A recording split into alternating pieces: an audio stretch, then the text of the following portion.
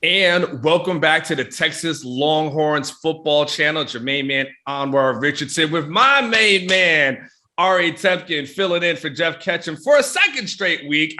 Once is a coincidence, twice is kind of a habit, Ari. So this might be our show at this point. But before we get too far into all the topics that we're going to discuss today, do two things. Make sure you hit that like button. And before we start talking, because you know you're going to like it, hit the subscribe button. The subscribe button is more for you. So you get notifications when we post all these videos that are coming up on the YouTube channel. So you don't have to keep coming back and seeing what's there. It will notify you when you subscribe, and it'll make things very easy for you.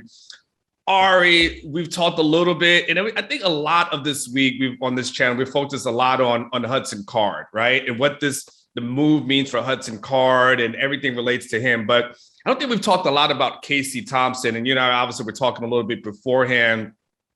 Now that he's the quarterback, let's just start with Rice, right? And let's just start with that game that we're having there. Like, what becomes your expectations of Casey Thompson, like heading into this Rice game? Like, for you, what checks the box of what Ari would need to see out of Casey to feel comfortable with him as a quarterback going forward?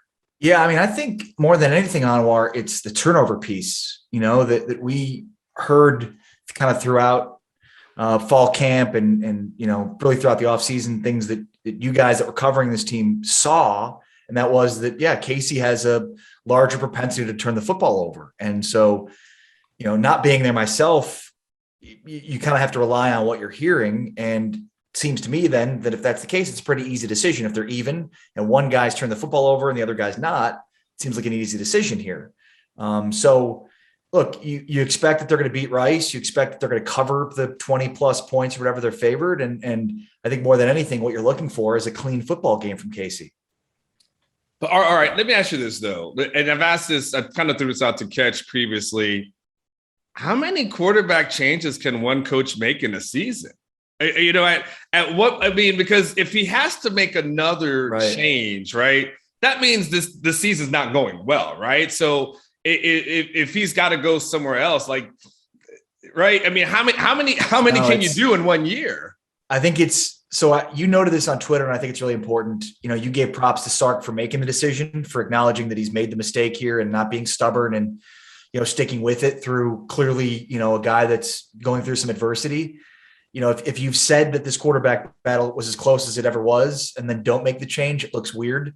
So, I think it's a good move by Sark to not be too stubborn and to acknowledge he made a mistake and move on. With that being said, though, this entire quarterback situation has been one of the most intriguing subplots to this entire season. And starting with the quarterback battle, the decision to name Hudson Card the starter, and now here. And, I think after week one, expectations maybe got a little bit skewed, and all of a sudden it's like, well, I thought they could win 7 or 8 games, but maybe now 9 or 10. And so, after week 2, it's like, well, maybe it's back to 7 or 8. So welcome to Texas, by the way. Right. Exactly. So, I mean, to your point, if they have to go back to Hudson Card, we're looking at like maybe 5 or 6. Correct. Right. To me, all right. And I want to see if you would agree.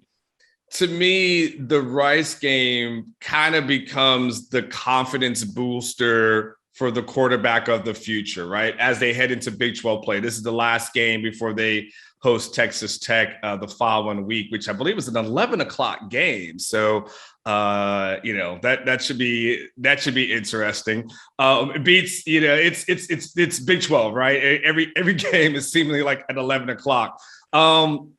But to me, this is kind of like, to me, almost the setup, Ari. Like, this becomes the thing where it's like, all right, my quarterback gets a chance to beat up on a team that's just not as good, be able to work out the little kinks, get a little confidence booster, and then get ready for conference play. Do you see it the same way as I'm thinking about it? As all right, whoever probably, Casey starts against Rice, and barring something catastrophic, he ends up starting probably the majority of games and not the rest of the games this season. Well, and that's important to note because he could have given a confidence boost to either of these quarterbacks, right? Like, yeah, he could have had Card start this game and been like, look, this is going to be a confidence booster for him moving forward, but he decided to give it to Casey, and I think what DeMarvion Overshone said to the media earlier this week, and then of course what he said to Serenity here on the channel, is that he could tell, and if he could tell, and he's one of the leaders of the defense, the team could tell that he was uncomfortable, that Hudson Card was uncomfortable. Well, you're going to have more games like that this season. You're going to have a game against Oklahoma at the Cotton Bowl that's going to be uncomfortable for an inexperienced quarterback. You're going to have a road game, they play TCU in Fort Worth. You're going to have more road games here coming up where you're going to have a guy that's uncomfortable. And especially given the nature of what's happened now in the Big 12 with Texas leaving, like that only amps up the uncomfortableness more. So you better believe Sark looked at this and said, that uncomfortable feeling that he has is going to happen more and more as we get deeper and deeper into this thing, and going to be in way worse environments than what he saw at Razorback Stadium. So I've got to go with Casey, the guy that has more experience, that isn't going to be as easily rattled in these contests. And so I've got to build the confidence for Casey, starting with this Rice game. He could have gone either direction. You could name Hudson Card the starter for this game to build confidence in him, but you do it with Casey because you think that Casey now at this point in time with the information you have gives you the best chance to win Saturday and every subsequent Saturday after that. I want to say something before I ask you a question. I just want to address this Arkansas SEC thing that everyone's now acting like Texas is not ready for the big time or not ready for prime time. How short of a memory so many people have. This is the same Texas team over the last couple of years, defeated Mizzou in a bowl game, defeated Georgia in a bowl game, and was toe-to-toe with LSU with one of the greatest quarterbacks of that greatest quarterback seasons that Joe Burrow had. I mean, like, Texas wasn't struggling against SEC opponents. And like, okay, this happened. And now everyone's like, man, Texas can't handle the SEC. Like, they ain't ready. They can't do it. And it's like, well, Texas has been doing it. It took a step back, but let's not act like they have never been able to accomplish anything in SEC. It's just details matter is for me. And I'm just sometimes a detail oriented. And then when people start saying stuff, I don't like when people just say shit to say it and to put a narrative out there. So football is a funny sport. There's a quote I always use. It's actually Rick Carlisle from the playoffs when the Mavericks are playing the Spurs in the playoffs. And he said, I think this is so true in football and covering football. He said, in the playoffs, when you win, you feel like you'll never lose. And when you lose, you'll feel like you'll never win. Yeah. And it's like, we're so overreactive to a win.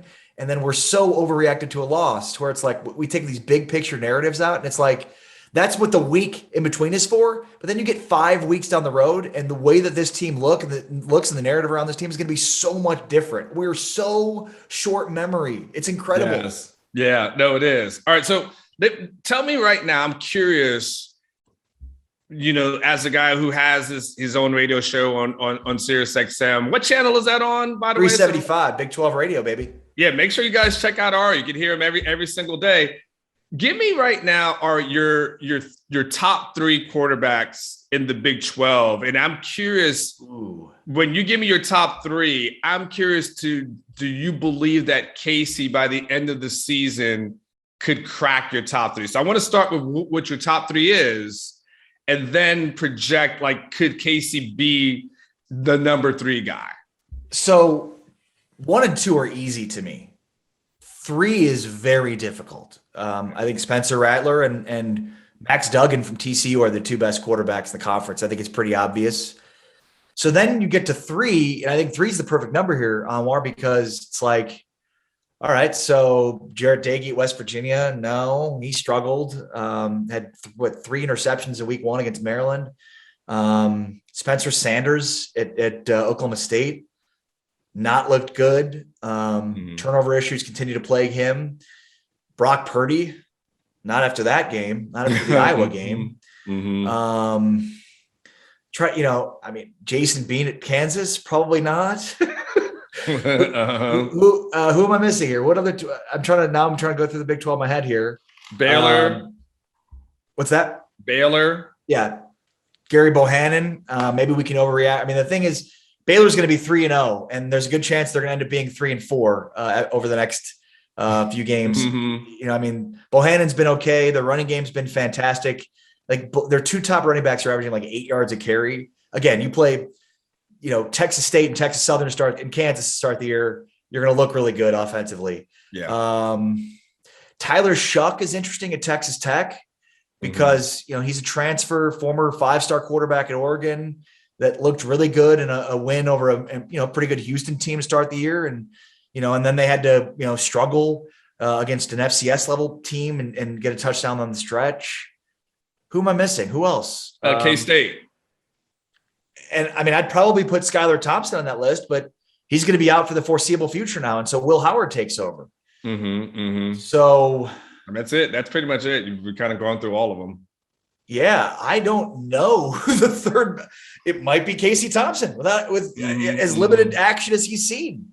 So, look, I mean, I think you'd expect Brock Purdy to be in that spot, but it's really difficult to put him in that spot considering what we just saw against Iowa. And I think the thing here is, and this is where you guys have talked all offseason about this, they don't need the quarterback at Texas, to make all the plays. I mean, at this point, the offense has a lot of different weapons. It starts with the running back situation. And so it's sort of like, allow the running back to open up everything for you as the quarterback. Don't do too much. Don't put too much on your own shoulders. I think that's what Brock Purdy does. He seems like he tries to put so much of it on him instead of relying on a really good running back and good weapons.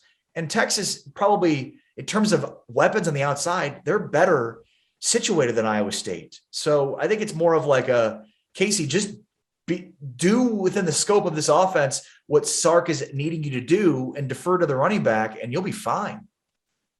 I think you're right. And I think, the thing that where Hudson struggled and where Casey probably, has the, the advantage is, one of the things is when Arkansas is rushing 3, at that point, the quarterback has to be able to get it over the linebacker before the safety gets there, right? And be able to drop it into that window. What we saw in that game was that wasn't a throw that Hudson felt comfortable making because he didn't want to make a turnover. And you totally understand that.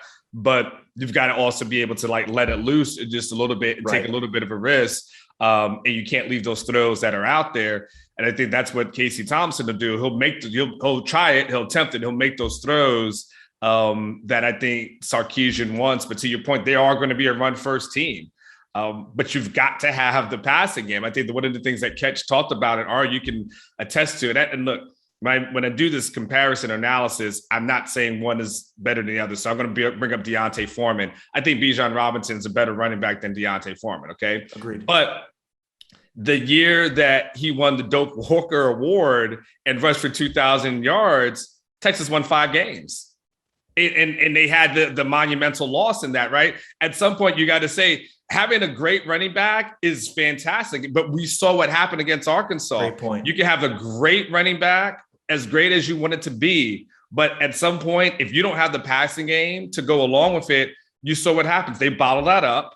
And then if your quarterback's not going to make plays, you're going to lose, and you're going to lose pretty badly, especially in this league. And now especially get into the Big 12.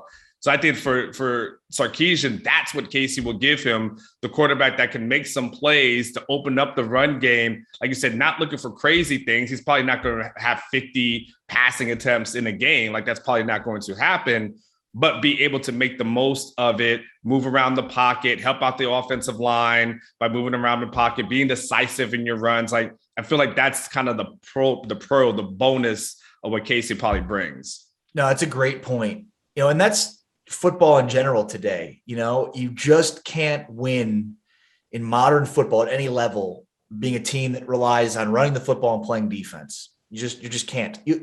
There are certain teams you're able to do that against. And this goes back to the Baylor point. This is what Baylor is trying to do in year 2 under Dave Aranda. It makes sense. They won 2 football games last year. They're already in 3 weeks going to exceed their win total from last year, but they're not going to win more than 5 games this year because they're able to dictate the terms and run the football as much as they want and as effectively as they want against Texas State and Texas Southern and Kansas. But when you go up against a defense that knows what you want to do and can stop it, now you put your quarterback in a situation where he has to make plays. And if he can't make the plays, forget about it. Let me ask you something though, Anwar. Okay. So I'm going to put you in the spot a little bit here. So I hope you're a Leonardo DiCaprio fan. Are you? I mean, I like him. I mean, I'm horrible when it comes to remembering names of movies, but okay. Go ahead. Well, so we heard that Casey had been watching a lot of Leo. Yes. So I was wondering, like, what Leonardo DiCaprio character does Casey Thompson need to be? Oh my God, that's a catch question. That is such a. I was thinking that I don't. How do you guys have so much time to watch movies, man? And I'll tell you, whenever I try to watch a movie, I fall asleep. Like I've got kids, man. especially Leo movies. Yeah, those are long movies. Those are long movies. Those are and he 3 hours. dies in a lot of investment. movies. He dies in a lot of movies too. He does die. So I don't know. You gotta prep me for that one. The next one. That's my bad. I just wanted to throw a couple out there. All right, let me ask you one thing before we close. Sure. What to you would be an acceptable stat line for Casey for the Rice game? And I'm going to give you KJ Jefferson's stat line when Arkansas played Rice, which was 12 of 21, $128, 1 TD, and 1 interception. Now, he did rush 9 times for 89 yards and 2 touchdowns, but he's probably better as a runner than he is a passer. What becomes for you the stat line that you think if Casey Thompson does this, Texas is in a good situation? God, and KJ Jefferson, just make him throw the ball. What are you doing? Exactly. It's maddening. Exactly. I would say that line is not good enough. Because look, to your point, you need to be able to prove that you can throw the football effectively. And this is an opponent that you need to be able to throw the football effectively against. And so I know you can get yards running the ball against this team, but I don't care as much against this opponent that you can do that. I need to see you get the wide receivers involved. Who's Texas's best receiver after 2 games? Do we have any idea who that is? I mean, no. Well, we can in theory say it's Jordan at Whittington, right? But he struggled in the last game. I'm sure he would be the first to admit that. He struggled a little bit. So, but we didn't see Joshua Moore at all, in the last game. So, and I think going into the season, he was the guy that we expected to be their best receiver. So, I kind of want to see who's your go-to guy, who's your best receiver. So I would say, plus 200 plus yards passing. I think what's important here is not exactly the efficiency, but 200 plus yards passing, 2 touchdowns, 0 picks. That's what I want to see at a minimum. Yeah, I'll be honest with you. I want to see about 300. Yeah. I'll be honest. I want to see about 303 TDs.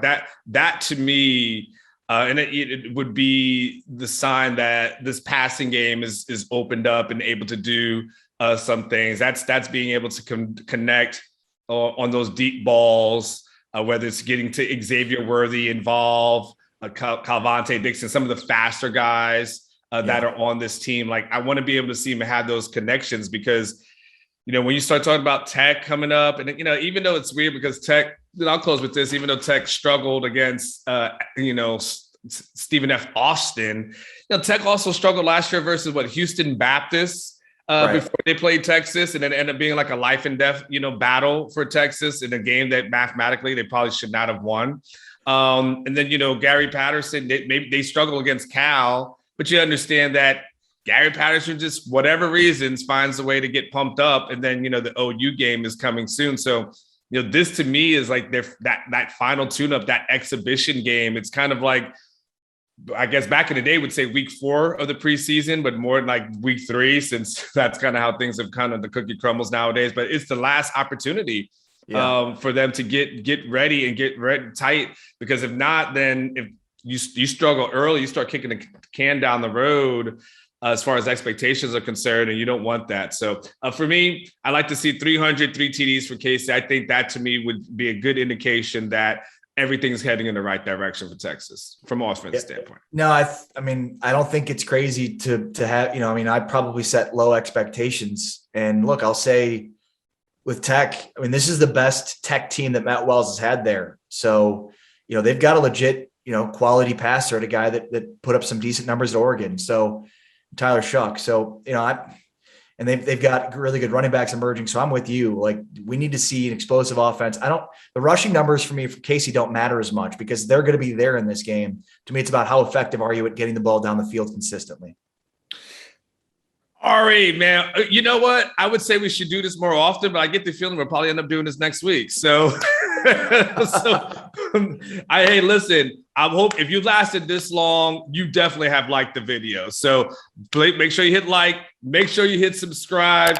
Texas Longhorn Football Channel. We've got way more videos. Ari, just what else have we got coming down the pipe this week, by the way? I mean, just constantly every day we've got new, Jake Majors, DeMarvion Overshone, Ovi, Agofu, Jordan Whittington, Xavier Worthy. I mean, we're getting insights.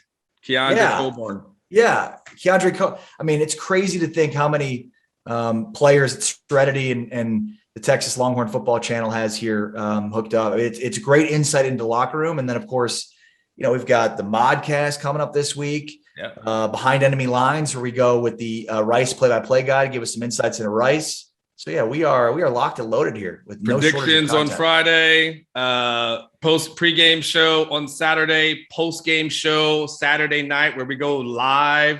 They got tremendous amount of views, and so just make sure you hang around for that. So we've got everything that you need if you're a Texas Longhorn football fan. You don't have to go anywhere else. Hit the like and subscribe button. We shall see you soon. Ari, thanks. Appreciate you, brother. Take care. Later.